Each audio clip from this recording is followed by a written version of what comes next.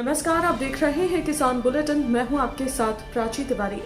खबरें आगे आपको जरूर बताऊंगी, लेकिन उससे पहले एक बार नजर डाल लेते हैं आज की जरूरी हेडलाइंस पर। यूपी सरकार ने पेश किया वित्त वर्ष 2021-22 का बजट। किसानों को मुफ्त पानी की सुविधा उपलब्ध कराएगी सरकार। यूपी के शामली में केंद्रीय मंत्री संजीव बालियान का विरोध। बीजेपी नेताओं को गांव में घुसने से रोक रहे हैं किसान। किसान नेता बोले, मेरा समय खत्म और थम गई सांसें।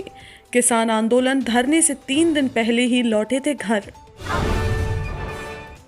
खबरों को विस्तार से भी बताएंगे, लेकिन अगर आपने अभी तक ग्रीन टीवी को सब्सक्राइब नहीं किया है तो अभी इसी वक्त आप हमारे चैनल को यूट्यूब पर सब्सक्राइब करें, फेसबुक पर लाइक करें और साथ ही साथ इंस्टाग्राम और ट्विटर पर फॉलो करना बिल्कुल भी ना भूलें। इसी के साथ दोस्तों, ग्रीन टीवी के फेसबुक ग्रुप किसान के मन की बात से जुड़कर आप अपने मन की बात सीधे पहुंचा सकते हैं ग्रीन टीवी तक। उत्तर प्रदेश सरकार ने आज यानी कि सोमवार को यूपी विधानमंडल में प्रदेश का पहला पेपरलेस बजट पेश किया है, जिसमें किसानों, ग्रामीणों और महिलाओं को ध्यान में रखते हुए कई जरूरी ऐलान भी किए गए हैं।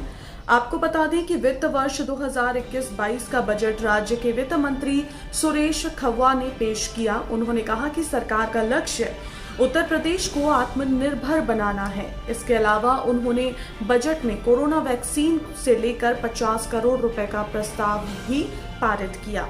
तो वहीं किसानों को मुफ्त में पानी की सुविधा उपलब्ध कराने के लिए 700 करोड़ रुपए का आवंटन भी किया है। वहीं किसानों को मुफ्त में पानी की सुविधा उपलब्ध कराने के लिए 700 करोड़ रुपए का आवंटन किया गया है।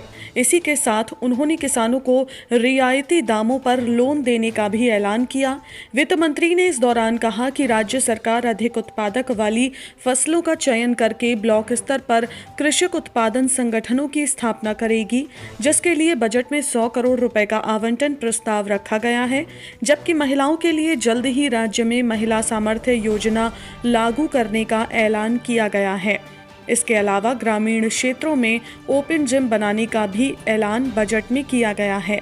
प्रदेश में बंद पड़ी सभी कताई मिलों को फिर से चालू किया जाएगा। साथ ही मुख्यमंत्री सक्षम सुपोषण योजना लाई जाएगी, जिसके तहत आंगनवाड़ी केंद्रों पर कुपोषित बच्चों को अतिरिक्त पोषण दिया जाएगा।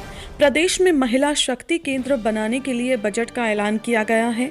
यूपी सरकार के मिशन शक्ति को आगे बढ़ाया जाएगा। वित्त मंत्री सुरेश खत्रा ने ऐलान किया है कि मुख्यमंत्री जन आरोग्य योजना लाई जा रही है, जिससे श्रमिकों को मदद की जाएगी। महिला श्रमिकों को बराबरी की दिहाड़ी दिलाने के लिए सलाहकार कमेटी बनाई गई है, ताकि महिला श्रमिकों को भी प्रोत्साहित किया जा सके।